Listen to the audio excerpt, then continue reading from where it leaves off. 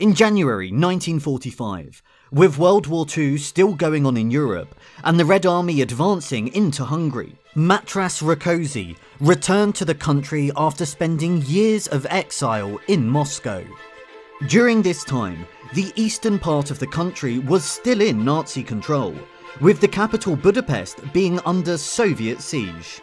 Therefore, the city of Debrecen functioned as the temporary capital, where a pro-Allied government was formed in December 1944.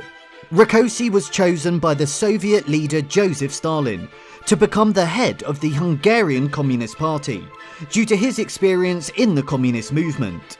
He had survived the Stalinist purges, as he had spent the 1930s in a Hungarian jail, being imprisoned by the anti-communist government, but was released to the Soviet Union in 1940 in exchange for the Hungarian revolutionary banners captured by the Russians in 1849. After the end of the war, all parties sought for elections to be held as quickly as possible, and the date was set for November 4th, 1945. During 1945, the Communist Party's membership had skyrocketed, going from a few thousand members in January 1945 to 500,000 by October. This made Rákosi extremely hopeful about the result. During the campaign, Rákosi argued that a communist government would be best poised to negotiate the return of Hungarian prisoners of war from the Soviet Union. He also used the popularity of the new land reforms, which got rid of the Hungarian feudal system, to advocate for peasants to vote for the communists. Also, after the admonition of Stalin, Rákosi did not advocate for wide-scale nationalisation and argued in the defence of private property. Although the Red Army had occupied the country, Hungary had its first free elections in history. The Hungarian parliament was made up of 409 seats, therefore a party had to get 205 for a majority. In the end, the Communists only came a distant second, and won 70 seats behind the independent smallholders, Agrarian Workers and Civic Party, FKGP, which won 245 seats. Meanwhile, the Social Democrats came third and won 69 seats. The result was extremely disappointing for Rákosi, as he believed that the communists would be able to gain power legitimately. After the election, the formation of the government took place, and the post of Prime Minister was given to the head of the FKGP, Zoltán Tildy. However, due to the support of the Red Army and Marshal Klement Voroshilov, the head of the Allied Control Commission in Hungary, the communists were invited to join the new coalition government and obtained the key position of the Ministry of Internal Affairs, and also obtained the control of the political secret police. Mateusz Rákosi got the position of the Deputy Prime Minister, which strongly increased his authority. One of the first issues that the government had to solve was to resolve the anomaly of the country's constitutional system. Since 1918, Hungary was a country without a king, but it still remained a monarchy. The new government was strongly Republican, and as a result, on February 1st, 1946, Hungary was declared to be a republic. Prime Minister Zoltán Tildy was made the country's first president, while the position of Prime Minister was given to Ferenc Nagy, another member of the FKGP party. After this, a stage was set for a bitter political struggle, as Rákosi was determined to turn Hungary into a one-party socialist state.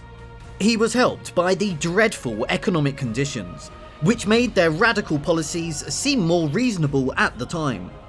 Prime Minister Nagy and President Tildy understood this, but believed that once Soviet troops withdrew, then the political situation would change to their advantage. Therefore, their strategy was to delay and wait it out. However, once the relations between the Soviet Union and the West became even more hostile, the fate of Hungary was sealed. Rákosi then proceeded to launch his attack. In early 1947, the communists accused large sections of the FKGB party of being members of the right-wing Hungarian community and an anti-republican conspiracy and proceeded to expel around 40 FKGP MPs from Parliament, which removed their majority. In May 1947, while Prime Minister Nagy was vacationing in Switzerland, Rákosi, as Deputy Prime Minister, called a cabinet meeting and implicated Nagy in the conspiracy. He asked Nagy to come back and defend himself against the charges, but Nagy refused and resigned from his position, ending his tenure as Prime Minister. He continued to live in exile until his death in 1979. Rákosi decided in late spring 1947 that it was in the interests of the Communist Party to hold new elections before the end of the Parliament's tenure, which was scheduled to take place in 1949, and chose the month of August for them to be held. However, despite the rigging and the unfair conduct from the Communists, they gained the most amount of seats but were far from the needed majority of 206. They came first, gaining 100 seats. The FKGP fell to 68 seats, while the Social Democrats won 67 seats, while the rest of the seats went to smaller parties.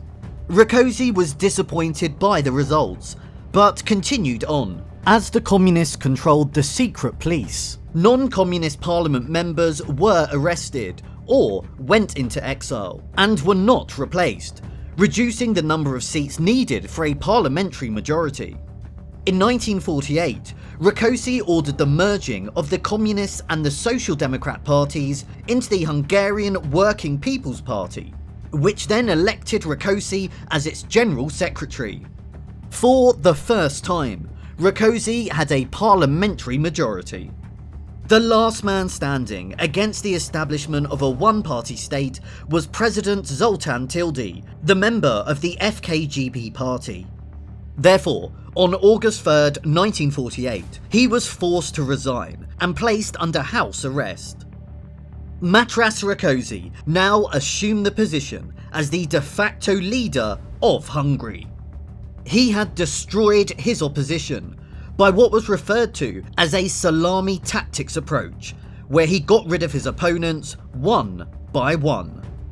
On May 15th, 1949, new parliamentary elections were held, and the Communist Alliance won 402 out of 402 parliamentary seats, as all of the opposition had been paralysed. The same year, Rákosi declared Hungary to be a socialist state and began to implement a Stalinist economic model. Central planning was introduced, forced industrialization policies were implemented, and agriculture was collectivized. Hungary had fully transitioned to being a Marxist, one-party state. The Rákosi era was one of the gloomiest periods in the 20th century Hungarian history. It was a time of poverty, privation, and terror.